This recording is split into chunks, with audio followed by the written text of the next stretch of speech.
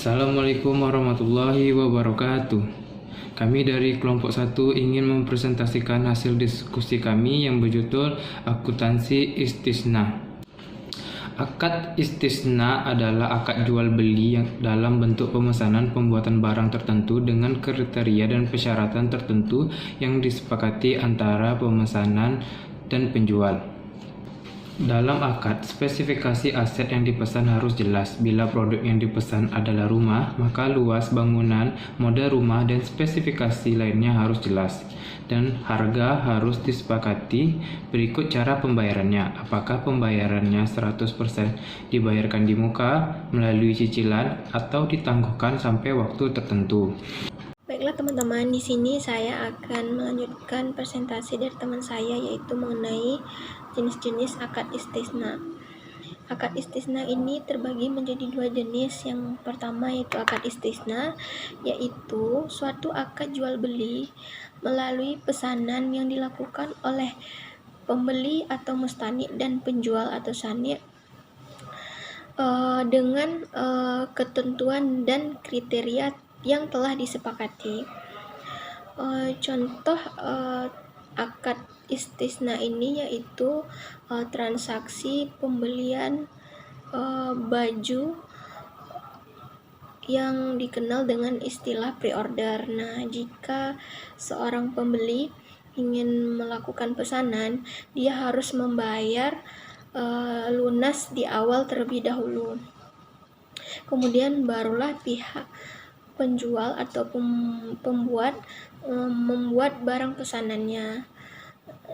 Kemudian setelah barang itu selesai dibuat, barulah dikirim kepada si pembeli. Kemudian yang kedua yaitu ada akad istisna paralel. Akad istisna paralel ini yaitu suatu akad jual beli melalui pesanan yang dilakukan oleh penjual dan pembeli. Dalam hal ini, pihak penjual memerlukan pihak lain atau pembuat untuk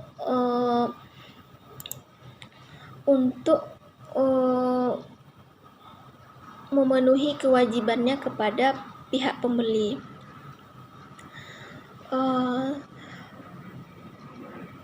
Perbedaan antara akad istisna dan paralel ini sendiri yaitu terletak pada pelunasannya.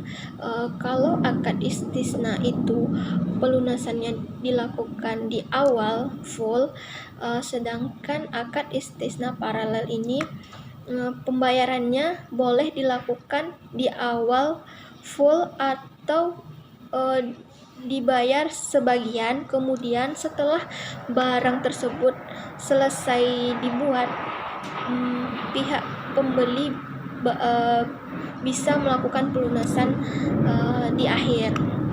Jadi istisna paralel ini dia lebih fleksibel, jadi pembayarannya itu bisa dibayar full di awal atau dibayar sebagian, kemudian setelah barang selesai baru dilakukan pelunasan. Baiklah teman-teman, inilah beberapa jenis akad istisna. Selanjutnya akan dilanjutkan oleh teman saya. Terima kasih. Assalamualaikum warahmatullahi wabarakatuh. Baiklah teman-teman, di sini saya akan menjelaskan tentang rukun dan ketentuan istisna. Rukun istisna ini dibagi menjadi 3. Yang pertama, pelaku terdiri atas pemesanan dan penjual. Yang kedua, objek akad berupa barang yang akan diserahkan dan modal istisna yang berbentuk harga. Dan yang ketiga, ijab kabul atau serah terima. Ketentuan syariah mengenai rukun itu saya akan menjelaskan. Yang pertama itu tadi ada pelaku. Pelaku ini dia harus cakap terhadap hukum dan pastinya sudah baligh. Yang kedua itu ada objek akad. Objek akad ini dibagi lagi menjadi 2, yaitu yang pertama ketentuan tentang pembayaran. Ketentuan tentang pembayaran ini berarti alat bayar harus diketahui jumlahnya dan bentuknya, baik berupa uang, barang ataupun manfaat. Demikian juga dengan cara pembayarannya. Yang kedua, harga yang telah ditetapkan dalam akad tidak boleh berubah. Tetapi apabila berubah sudah ditandatangani, maka penambahan biaya akibat perubahan ini menjadi tanggung jawab pembeli. Yang ketiga itu ada pembayaran dilakukan sesuai dengan kesepakatan. Yang keempat, pembayaran tidak boleh berupa pembebasan utang. Yang selanjutnya yaitu ketentuan objek akad tentang barang. Ketentuan tentang barang itu dibagi lagi menjadi ada beberapa bagian. Yang pertama itu barang pesanan harus ada kriterianya. Yang pertama kriterianya itu memerlukan proses pembuatan setelah akad disepakati tadi. Yang kedua itu sesuai dengan spesifikasi pemesanan, bukan produk massal ya. Selanjutnya itu harus diketahui karakteristiknya secara umum yang meliputi itu jenisnya, spesifikasi teknis, kualitas, dan kuantitasnya, sehingga tidak ada lagi jahala dan perselisihan dapat dihindari. Selanjutnya itu ada barang pesanan diserahkan kemudian. Waktu dan penyerahan barang harus ditetapkan berdasarkan kesepakatan. Barang pemesanan yang belum diterima tidak boleh dijual. Dalam hal terdapat kecacatan barang tidak sesuai dengan kesepakatan, maka pemesanan memiliki hak memilih untuk melanjutkan atau membatalkan akad. Yang terakhir itu dalam hal pemesanan sudah dikerjakan sesuai dengan kesepakatan. Hukumnya mengikat, tidak boleh dibatalkan sehingga penjual tidak dirugikan karena ia telah menjalankan kewajiban sesuai dengan kesepakatan. Yang ketiga itu ada ijab kabul. Jadi ketentuan syariah ini yang pertama itu pelaku, yang kedua objek akad yang sudah saya jelaskan, yang ketiga ada ijab kabul. Itu yang terakhir yaitu pernyataan dan ekspresi saling ridho. Ridho itu seperti sama dengan kita rela di antara pihak-pihak pelaku akad yang dilakukan secara verbal atau tertulis melalui korespondensi atau menggunakan cara-cara komunikasi modern. Baiklah, saya juga akan menjelaskan akad istihna ini bisa berakhir apabila memenuhi beberapa kondisi. Yang pertama, yaitu dipenuhinya kewajiban secara normal oleh kedua belah pihak.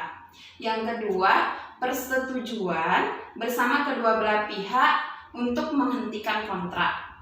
Dan yang ketiga, pembatalan hukum kontrak.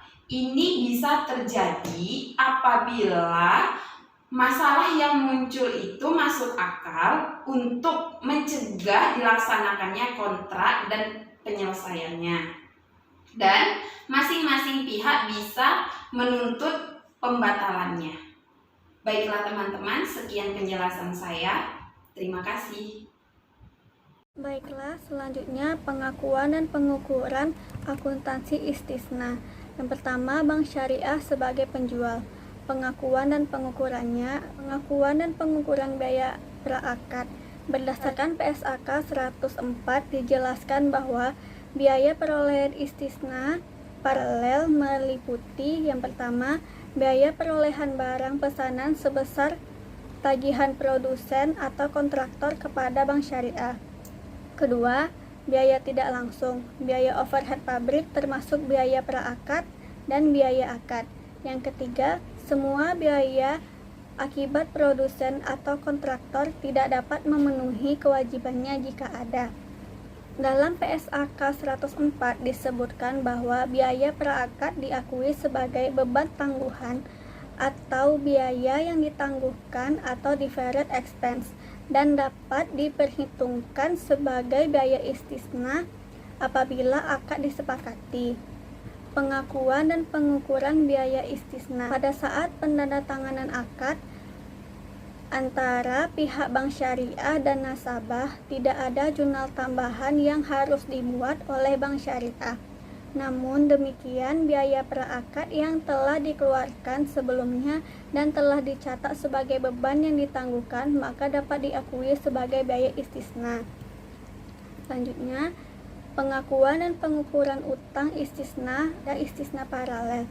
Berdasarkan PSAK 104 disebutkan bahwa pembeli dapat mengakui aset istisna sebesar jumlah termin yang ditagih oleh penjual atau pembuat barang dan sekaligus mengakui utang istisna kepada pembuat barang tersebut atau subkontraktor.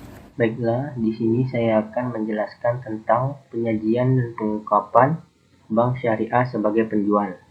Penyajian rekening-rekening yang terkait dengan istisna dan istisna paralel diatur dalam PSAK 104 yang meliputi piutang istisna timbul karena pemberian modal usaha istisna oleh bank syariah. Piutang istisna disajikan sebesar jumlah yang belum dilunasi oleh pembeli akhir. Termin istisna yang berasal dari transaksi istisna sebesar jumlah tagihan termin penjual kepada pembeli akhir.